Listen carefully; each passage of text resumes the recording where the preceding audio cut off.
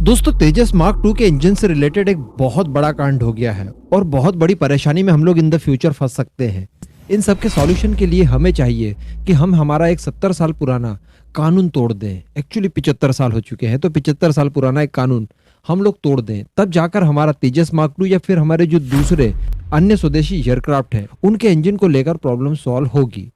वो क्या है मैं आपको बताने वाला हूँ डिटेल्स में। आप बस वीडियो को एकदम एंड तक जरूर देखते रहिए। देखिए, भारत के अंदर एक कानून है, जब भी हम कोई डिफेंस परचेसिंग करते हैं तो यहाँ पर एक कंडीशन रहती है, यानी हम लोग पूरी दुनिया की कंपनीज के लिए आमंत्रण जारी करते हैं कि हमें इतनी इतनी कैपेबिलिटी के इतने इतने हथियार चाहिए। अब आप लोग आकर अपना अपना ऑफर रखिए, बराबर। इसके बाद होता यह है कि दुनिया भर की डिफेंस कंपनीज जो हमारी रिक्वायरमेंट के आधार पर हथियार बना रही होती है उनको लेकर ऑफर करती है हमें। हम लोग उन्हें वैलिडेट करते हैं कि क्या हमारी रिक्वायरमेंट के हिसाब से इनके हथियार सूटेबल हैं।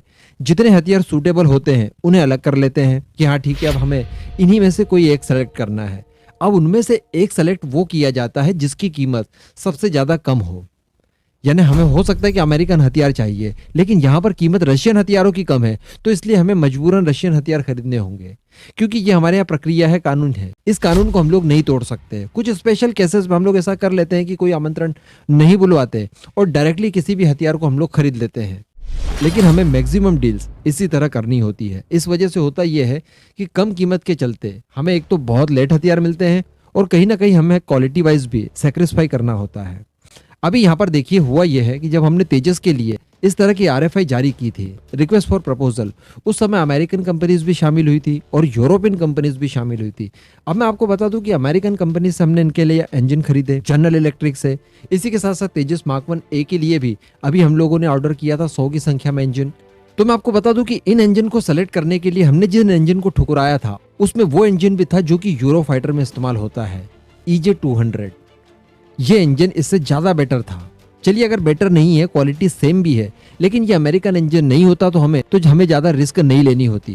क्योंकि मैं आपको बता दूं कि जब हमने अमेरिका की जनरल इलेक्ट्रिक से ये इंजन खरीदे थे उस समय अमेरिका ने कई सारे सैंक्शंस भारत के ऊपर लगा रखे थे और ऐसी परिस्थिति में इससे रिलेटेड कुछ क्रिटिकल पार्ट्स हम लोग अमेरिका से परचेस नहीं कर पाते थे। अभी यहाँ पर प्रॉब्लम यह है कि हमारे आने वाले फाइटर एयरक्राफ्ट जिसमें तेजस मार्क 2 सबसे ज्यादा अहम है, साथ ही साथ एम का प्रोजेक्ट है और इसके बाद TED-BF, इनमें हम लोग अमेरिका की जनरल इलेक्ट्रिक में ही बने G414 इंजन का इस्तेमाल करने वाले हैं। इसी के साथ साथ मैं आपको याद दिला दूं कि हमने S400 भी खरीद रखे हैं, जिसकी वजह से अमेरिका भारत के ऊपर कभी भी प्रतिबंध लगा सकता है। अब मान लीजिए कि हमने ये 100 इंजन जो हम लोग खरीद रहे हैं ये खरीद लिए, इसके अतिरिक्त भी हमने हमारे अन्य फाइटर एयरक्राफ्ट के लिए इंजन खरीद लिया अमेरिका से, और उसके बाद कुछ ऐसी परिस्थितियां आ गई, अमेरिका और भारत के बीच में रिलेशनशिप कुछ हद तक ही बिगड़ गए और अमेरिका ने इसके चलते भारत के ऊपर लगा दिया काटसा प्रतिबंध। तो मैं आपको बता दूं कि ऐसी परिस्थिति के बाद हम लोग किसी भी तरह का कोई स्पेयर पार्ट्स इन इंजन के लिए अमेरिका से नहीं खरीद पाएंगे। जी हाँ, यानी कोई भी इंजन अगर प्रॉब्लम देता है तो फिर वो प्रॉब्लम ही रहेगी। अब ऐसी परिस्थिति में भारत सोचिए कितना ज्यादा मुसीबतों में पड़ सकता है, क्योंकि भारत के पास एकमात्र यही ऑप्शन बचेगा, क्योंकि इसकी बिड सबसे कम थी, यानी सबसे कम पैसा देकर हमें हमारी रिक्वायरमेंट के हिसाब से इंजन अमेरिका की जनरल इलेक्ट्रिक ही प्रोवाइड करवा सकती थी, बाकी सबके दाम ज्यादा थे। तो यहाँ पर अब हमें ये कानून बदलने की जरूरत है और हमें जो हथियार, हमारी सेनाओं को जो हथियार अच्छा लगता है वो हथियार हम लोग डायरेक्टली जाकर खरीद लें। इस तरह की कुछ व्यवस्था को भारत में लाना जरूरी है, खासकर डिफेंस सेक्टर में, वरना किसी दिन हम लोग यकीनन परेशानी में पड़ जाएंगे। अब इस पूरे मुद्दे पर आपका क्या मानना है नीचे कमेंट करके जरूर बताइएगा।